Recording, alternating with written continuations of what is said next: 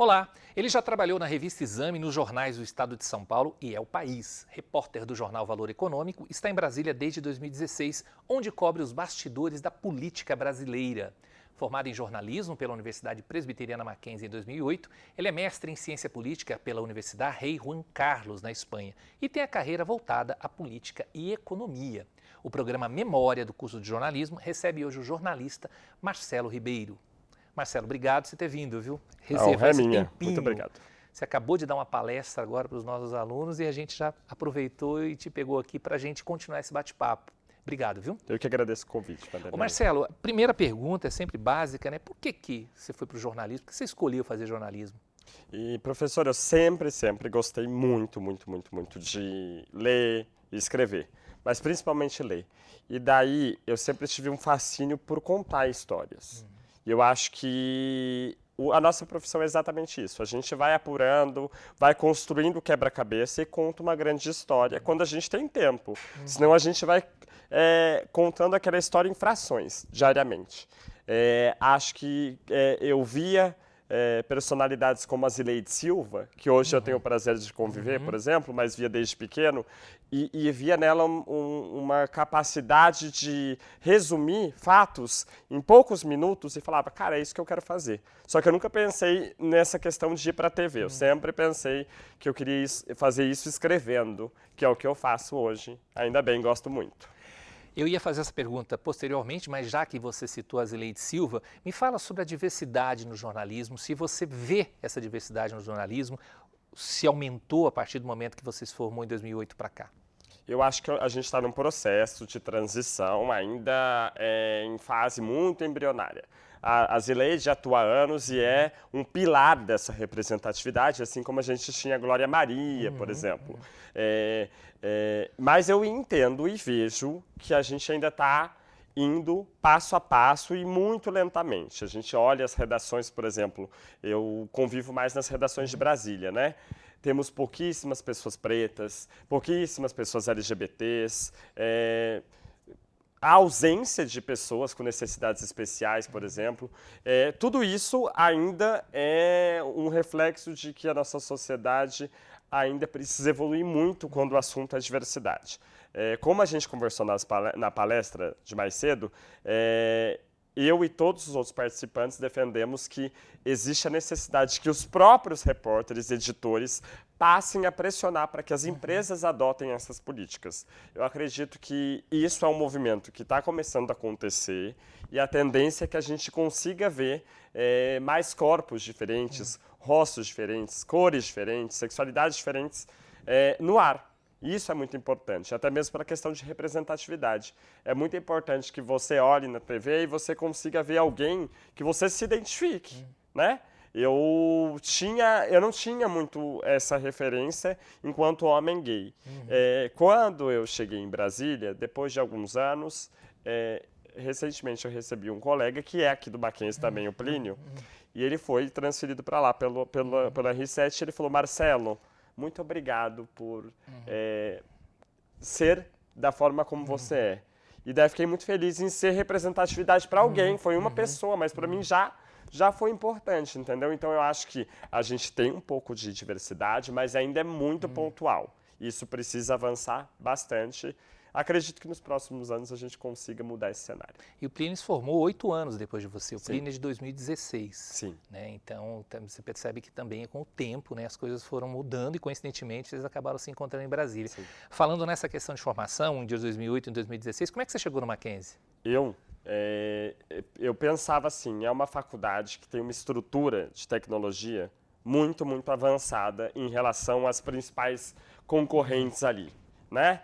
E daí eu virava e falava assim, cara, eu quero ter a melhor estrutura possível. Os meus pais entendiam que isso era importante, ter esse suporte técnico todo, para que eu pudesse, ainda que eu tivesse essa predisposição em ser do impresso, se eu viesse para cá e me apaixonasse por TV, eu estaria aprendendo a TV da forma mais tecnológica possível, mais alinhada com o que a gente tem na TV, entendeu? Eu acredito que em questão de infraestrutura, a gente sempre teve uma infraestrutura de ponta e muito à frente das demais universidades, entendeu? Então, isso acabou sendo determinante. Fomos uma das primeiras turmas, né? Sim. E daí, muita gente, às vezes, pode pensar, nossa, o fato de ser um curso novo na faculdade vai dificultar o acesso ao mercado de trabalho. Falo, cara, não tive nenhum problema. Nunca, acho que o Mackenzie é um nome muito forte. Tem um nome forte no direito, por exemplo, mas isso acaba se refletindo nos outros cursos. Então, eu sempre tive abertura. Nunca tive nenhum problema, nunca vi ninguém me olhando torto porque eu fiz Mackenzie, entendeu? Muito pelo contrário. E eu acredito que isso, junto à minha disciplina para ser um bom profissional, são coisas complementares que só me ajudaram. Então, eu sou bem orgulhoso, né, de ter feito jornalismo aqui. Ô Marcelo, o que você aproveitou na faculdade nesse período de 4 anos, tanto em termos de sala de aula, mas também atividades extracurriculares, e o que você levou para a sua carreira? Eu acho que quase todas as questões de, por exemplo, no jornalismo político, que você foi um dos meus professores, eu acho que a gente teve bastante suporte no sentido de foram nos repassadas as técnicas para fazer uma boa reportagem, uma boa entrevista. Entrevistar um político não é como entrevistar qualquer pessoa. Você precisa ter técnicas do sentido de você precisa estabelecer uma relação de confiança, você precisa se aprofundar naquela relação. Na primeira entrevista, não é que a entrevista vai ser ruim, ela talvez seja um pouco mais rasa. A partir do momento que você começa a avançar naquela relação, você consegue arrancar informações melhores. Eu acho que isso, na aula de jornalismo político, vocês conseguiram passar aos alunos essa técnica de como ir entrevistando e ganhando a confiança, entendeu? Entendo que as aulas para comunicação corporativa também, eu lembro muito dessas questões que, por exemplo, ainda que eu esteja em redação, eu tenho muito contato eu tenho contato diariamente com assessores, entendeu? Então, é importante que você entenda como funciona a dinâmica de trabalho daquela pessoa para que você consiga tirar dela o melhor possível, para que ela contribua ao máximo para o meu trabalho. Tipo, isso é preciso, aliás, existir. Eu acho que a gente consegue... Na faculdade, a gente teve isso. A gente teve a importância de cada uma das áreas de atuação. Nenhuma área de atuação era tratada tipo, de forma marginalizada, entendeu? Isso, infelizmente, às vezes não se reflete quando a gente está em campo, sabe? É muito importante que o repórter entenda a importância do assessor, que o assessor entenda a importância do repórter. E como a gente já teve esse suporte na faculdade, acho que eu tive mais facilidade de lidar com essa questão, entendeu? A visão que eu me lembro de você, eu sempre tinha assim, o Marcelo é mais para arte. Eu sempre tinha uma visão de que você era mais cultura e arte. E quando eu te vi em Brasília, né, eu fiquei imaginando, quer dizer, como é que é cobrir política num ambiente que a gente, até hoje, né, a gente tem como um ambiente absolutamente masculinizado, um ambiente machista. Como é que é cobrir política? Como é que você enfrentou isso sendo um homem gay? Como é que foi esse embate? Eu sempre ficava imaginando, como é que é entrevistar o pessoal da extrema-direita, por exemplo? Vanderlei, eu adoro responder essa pergunta exatamente porque é uma grande surpresa normalmente, né? Eu tenho todo esse viés artístico e tal, sou uma pessoa que lido muito... Todo mundo fala, você é muito carismático, você é muito extrovertido, expansivo. E eu trabalho com uma pessoa no meu jornal, no Valor, que é uma pessoa que é completamente contrário de mim. Extremamente técnico, sóbrio. E então, o complemento é perfeito. Eu, quando cheguei, muita gente falava para mim, não vai funcionar dessa forma. Você precisa se conter. Só que quando você ouve isso, e eu não ouvi isso de político, eu ouvi isso de profissionais do jornalismo. E daí eu falei, eu não consigo. Não é que eu não queira. Se eu conseguisse, talvez eu tivesse tentado. Mas eu tentei assim 15 minutos. Daí eu já estava sendo eu de novo. Daí eu falei, cara, não vai funcionar. Não vai funcionar e tal. E daí eu percebi que você consegue... O fato de eu ser de verdade, ser uma pessoa muito real, tipo, as fontes, elas de fato me conhecem. Isso faz com que só facilite meu trabalho na hora deles se conectarem comigo. O cara fica muito mais à vontade para falar coisa que ele não deve, porque ele sente confiança, ele pensa, se essa pessoa está sendo totalmente aberta e transparente comigo, por que eu não vou ser? Então isso só jogou a meu favor, sabe? É um ambiente muito tóxico, muito machista. Eu, por exemplo, ao final da legislatura passada do Congresso, eu e o Rafael, que é minha dupla, eu conversava com 70%, 80% da bancada bolsonarista melhor do que ele. Um homem hétero, toda a cara de conservador, todo o pacote completo. Mas o que acontece? Eu sou uma pessoa... E isso ajuda também. Eu sou muito aguerrido. Eu não canso. Tipo assim, a fonte pode desligar na minha cara 100 vezes. Vai ter a ligação 101, entendeu? Então, eu acho que é uma característica que me beneficia, no sentido de que eu me destaco muito em relação aos demais. Normalmente as pessoas lembram muito mais quem eu sou do que a minha dupla. Mas é porque eu sou muito diferente naquele meio ali, que todo mundo é muito parecido. Então, jogo muito mais a meu favor e eu soube jogar dessa maneira, entendeu? Passei por pouquíssimos episódios que foram lamentáveis. E na maioria desses momentos que eu tive em Brasília desde 2016, sempre jogou a meu favor. Eu sempre usei o carisma e o fato de ser um homem gay expansivo a meu favor. Ô Marcelo, você se formou em 2008, são 15 anos Sim. já. O que você pode dizer assim do jornal? Claro, muda muito o jornalismo, tem a questão tecnológica. Você se surpreende com as mudanças que ocorreram nesse período? Eu acho que sim. Acho que a gente, por exemplo, eu fiz a faculdade de jornalismo para aquele momento. Eu imagino que se eu entrar numa sala de aula hoje, vai ser outro tipo de conteúdo. Eu tenho certeza que tudo foi atualizado. Porque o que acontece? É uma coisa que a gente também falou mais cedo, quando a gente estava na palestra. A linguagem, ela mudou. E assim, as redes sociais, elas dominaram e passaram a ocupar um espaço que antes os veículos tinham, que os veículos prevaleciam. As pessoas tinham acesso à informação basicamente por ali. A rede social, ela consegue resumir e com uma linguagem muito mais fácil, entendeu? Eu queria muito, e estou nesse processo de me atualizar. Ainda que eu seja uma pessoa super descolada, eu sou uma pessoa muito técnica. Eu uso rede social normalmente para vender minhas matérias e de um jeito mais provocativo.